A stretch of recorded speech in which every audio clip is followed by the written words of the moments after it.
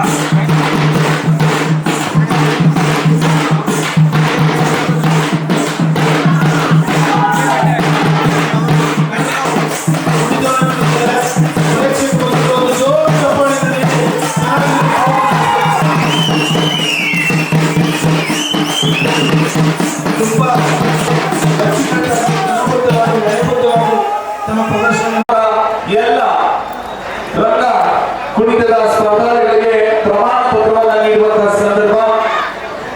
ಇದೆಲ್ಲರ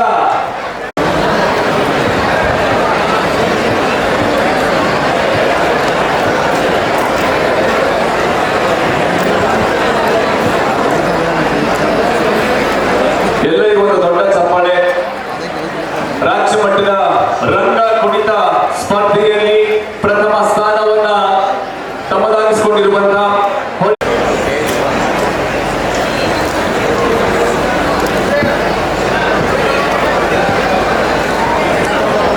ದಯಮಾಡಿ ರಂಗ ಕುಣಿತದ ಕಲಾವಿದರಿಗೆ ಅವರ ದೊಡ್ಡ ಚಪ್ಪಾಳೆ ಬಂಧುಗಳೇ. ಶ್ರೀ ಮಲ್ಲಿಕಾರ್ಜುನ ಚಾರಿಟಬಲ್ ಟ್ರಸ್ಟ್ ಎಲ್ಲ ಸದಸ್ಯರ ಪರವಾಗಿ ಅವರಿಗೆ ತುಂಬ